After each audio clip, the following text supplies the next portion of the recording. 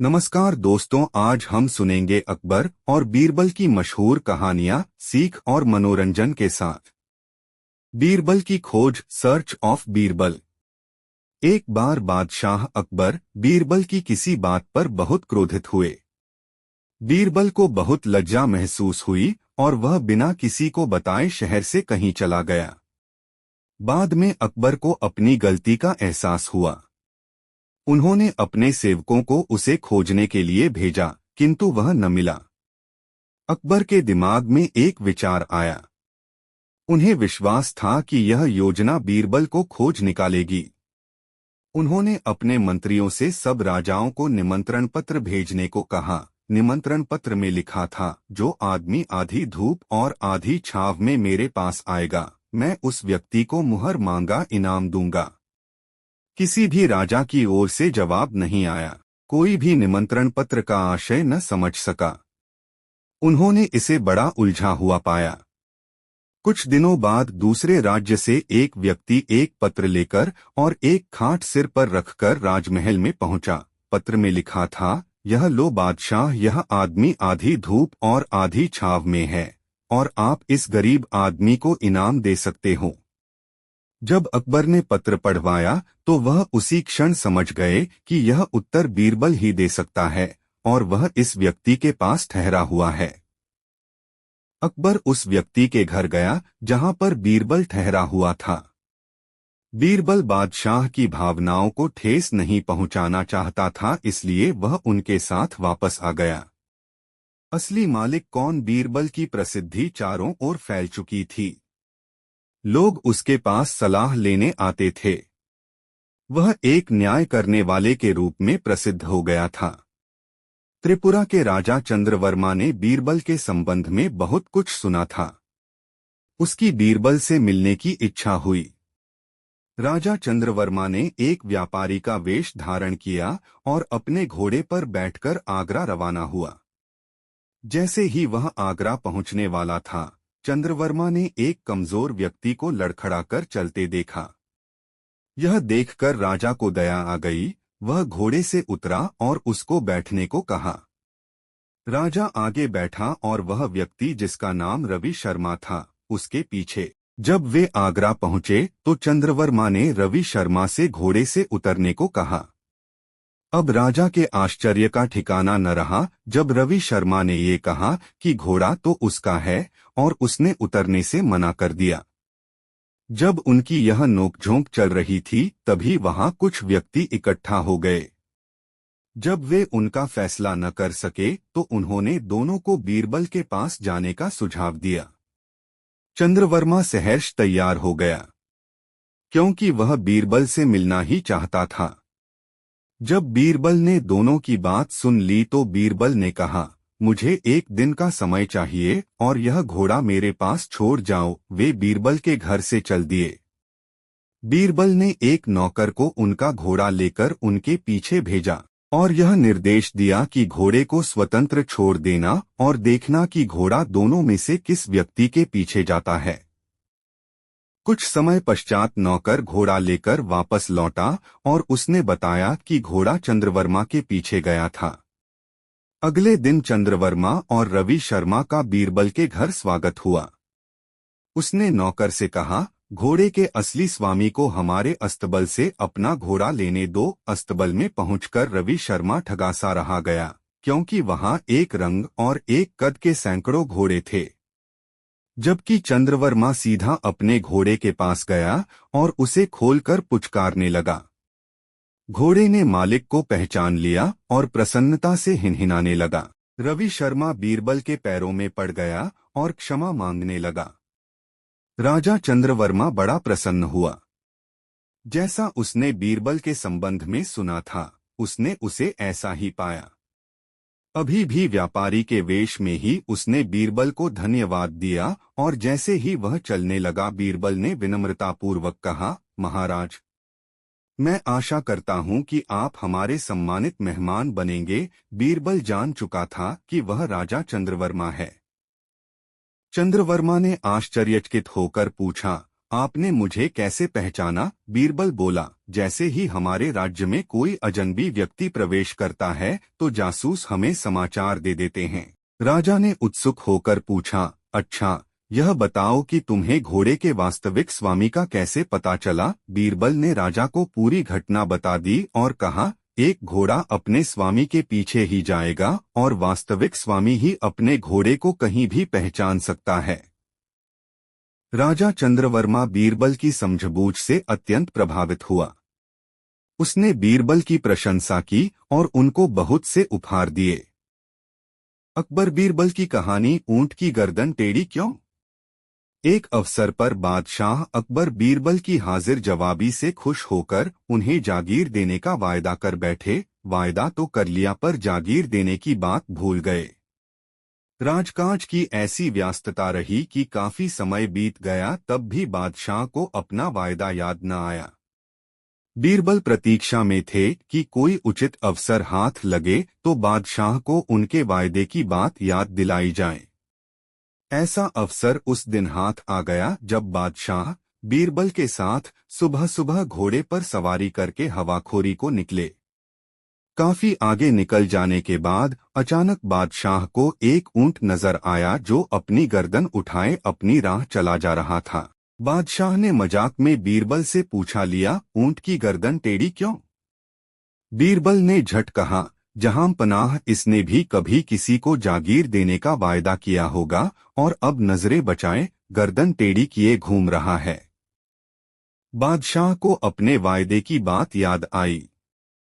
बीरबल के वायदा याद दिलाने के ढंग पर खुश हुए और उन्हें जागीर दे दी। खतरनाक नाटक कहानी। बीरबल की प्रसिद्धि देश में चारों ओर फैल चुकी थी। वह देश का सम्मानित व्यक्ति हो गया था। लोग उससे सुझाव लिया करते थे, किंतु कुछ ऐसे भी लोग थे जो बीरबल को पसंद नहीं करते थे। वे उसे बदनाम करने का पूरा प्रयत्न करते थे किंतु असफल रहते थे। उन्होंने निश्चय किया कि बीरबल की हत्या के पश्चात ही बीरबल से छुटकारा पाया जा सकता है। उन्होंने एक योजना बनाई। एक अभिनेता को बहुत सा धन दिया। उसे अकबर और मंत्रियों के सामने मंच पर नाटक खेलना था। नाटक का बहाना करते हुए बीरबल पर आक्रमण करके उसकी हत्या करनी थी। अभिनेता अकबर के पास गया और बोला, हे महाराज, मैं एक कुशल अभिनेता हूँ। मेरा अभिनय देखते समय लोग यह भूल जाते हैं कि यह नाटक चल रहा है। कृपया मुझे अपनी प्रतिभा दिखाने का अवसर प्रदान करें। अकबर नाटक की कहानी सुनना चाहते थे। अभिनेता ने समझाया, यह एक गरीब किसान की कहानी है। अकबर ने नाटक के मंचन की आज्ञा दे दी। बीरबल को अभिनेता के इरादे पर संदेह हुआ। उसे लगा कि अभिनेता उसकी हत्या करना चाहता है। इसलिए बीरबल ने अपने लिए 2 अंगरक्षक नियुक्त कर लिए। बीरबल को अभिनेता के इरादे पर संदेह हुआ। उसे लगा कि अभिनेता उसकी हत्या करना चाहता है। इसलिए बीरबल ने अपने लिए 2 अंगरक्षक नियुक्त कर लिए। जिस दिन नाटक का मंचन होना था, महल के आंगन में बहुत से लोग जमा हो गए। अभिनेता किसान की भूमिका निभा रहा था।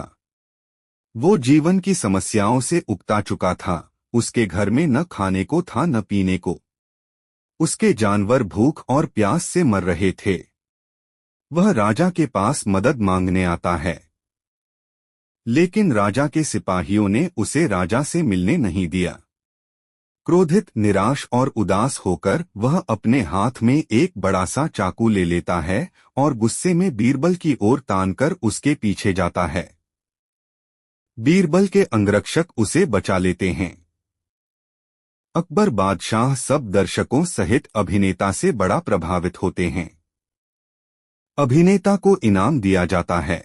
बीरबल को पता लग गया कि यह नाटक मात्र उसकी हत्या के लिए खेला गया था, जिसे केवल एक दुर्घटना समझा जाता। बीरबल उस अभिनेता के पास गया और बोला, तुम वास्तव में एक महान कलाकार हो। क्या तुम इस प्रकार की भूमिका हर नाटक में कर सकते हो जो बिल्कुल वास्तविक सी हो? अभिनय मेरा व्यवसाय है।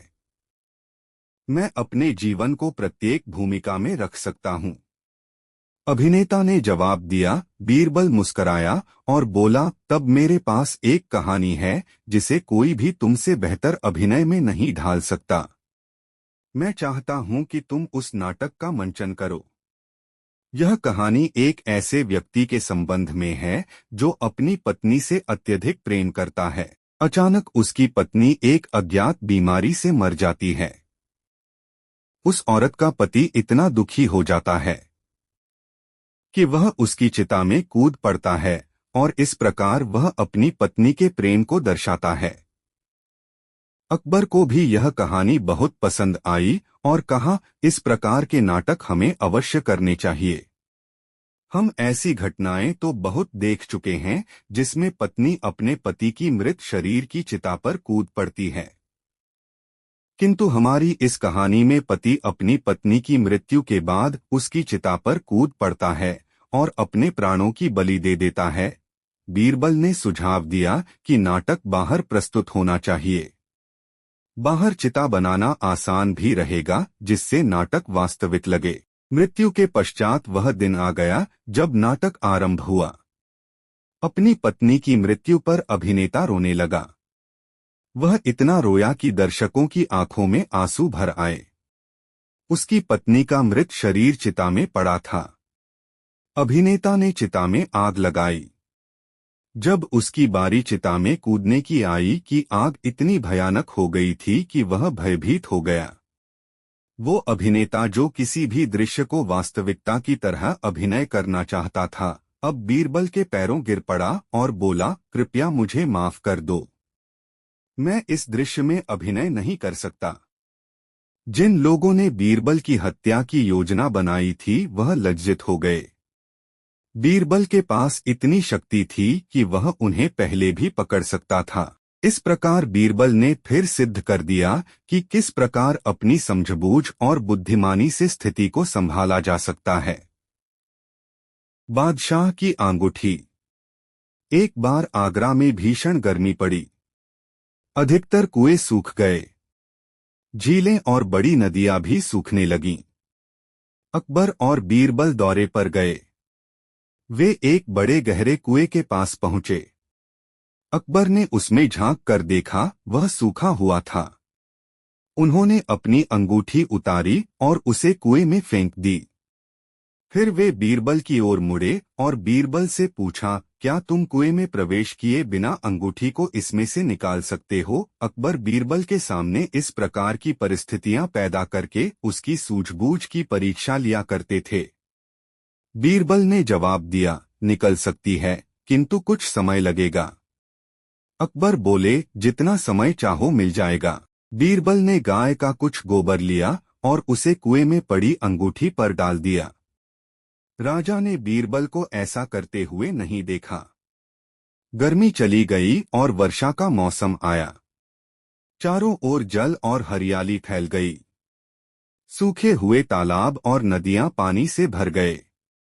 एक शाम बीरबल ने अकबर से घूमने चलने का प्रस्ताव किया। वह बादशाह को उसी कुएं के पास ले गया जहां उन्होंने अंगूठी गिराई थी। यह पानी से ऊपर तक भरा था। गाय के गोबर का एक टुकड़ा पानी पर तैर रहा था। बीरबल ने उसे अपने हाथ में लिया और उसे तोड़कर उसमें से अंगूठी निकालकर राजा को दे दी। अरे महाराज, मैंने कुएं में प्रवेश के बिना ही आपकी अंगूठी निकाल दी, बीरबल बोल पड़ा। अकबर ने बीरबल की प्रशंसा की और वह अंगूठी बीरबल को उपहार के रूप में दे दी। आंखों के सामने चोरी, आंखों के सामने चोरी कहानी। एक बार बादशाह अकबर ने दावा किया कि कोई भी उसकी आंखों के सामने चोरी नहीं कर सकता, किंतु बीरबल सहमत न हुआ और बोला, महाराज, कुछ लोग आपके सामने ही चोरी कर सकते हैं। आपकी नाक के ठीक नीचे ही एक दर्जी बिना अपने लिए कपड़ा बचाए कपड़े नहीं सी सकता। उसने यह बात सिद्ध करने के लिए शाही दर्जी को बुलाया और अकबर से कहा, महाराज, हम दर्जी को रानी के लिए ब्लाउज सीने की आज्ञा देते हैं और उस पर नजर रखते हैं। दामोदर नामक शाही दर्जी को रानी का ब्लाउज सीने के लिए बुलाया गया। बीरबल ने दर्जी को समझाया, हम तुम्हें फारस का मलमल का कपड़ा दे रहे हैं, तुम्हें रानी के लिए ब्लाउज सीना है।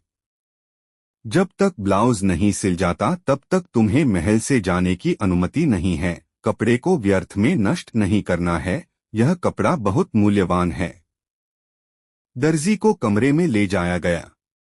आवश्यकता के अनुसार उसने जो मांगा उसे दे दिया गया। उसकी प्रत्येक गतिविधि को देखने के लिए दरवाजे पर पहरेदार खड़े हो गए। दोपहर बाद दर्जी का बेटा उससे मिलने आया, किंतु उसे दर्जी से मिलने की अनुमति नहीं दी गई। उसने वहीं से चिल्लाकर कहा, पिताजी, माताजी तुम्हें भोजन के लिए बुला रही हैं। दामोदर ने उत्तर दिया, मैं व्यस्त हूँ, आज घर पर भोजन नहीं कर सकता। लड़के ने जोर देकर कहा, माताजी ने कहा है कि मैं उनके बिना न आऊं। उधर से पिता की आवाज आई, संभव नहीं है। किंतु लड़के ने अपनी बात पुनः दोहराई। इस पर दामोदर क्रोधित हो गया और उसने अपना जूता लड़के पर फेंक कर मारा। लड़का जूता लेकर रोता हुआ चला गया। शाम तक दामोदर ने सिलाई का कार्य पूरा कर लिया। सुरक्षाकर्मी उसको राजा के पास ले गए। अकबर ने दर्जी से ब्लाउज व बचे हुए छोटे छोटे कपड़े लिए। राजा ने उसको धन दे दिया। अकबर बीरबल से बोले, क्या हमने कुछ गलत कहा? दर्जी ने छोटे से छोटा टुकड़ा भी दे दिया। हमारे सामने से कोई चोरी नहीं कर सकता। आप प्रतीक्षा करें और देखें आगे क्या होता है, बीरबल बोला।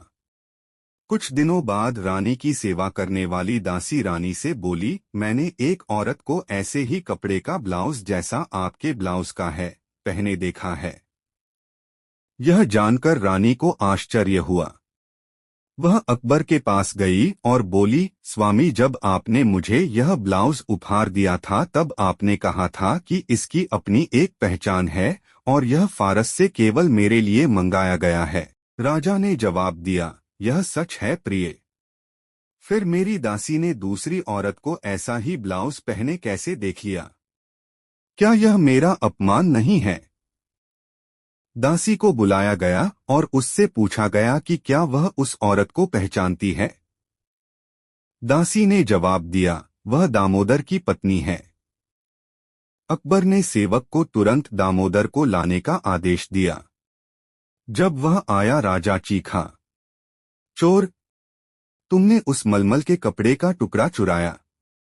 दर्जी राजा के पैरों में गिर गया और क्षमा की भीख मांगने लगा। अकबर ने पूछा, तुमने पहरेदार के वहां होने के बावजूद कपड़ा कैसे चुराया? कपड़ा दर्जी के द्वारा अपने बेटे पर फेंके गए जूते में था। मैं सच बोल रहा हूं न? श्रीमान, बीरबल दर्जी से पहले ही बोल पड़ा। दर्जी ने सहमति प्रकट की। दर्जी को दंड दिया गया और बीरबल को इनाम।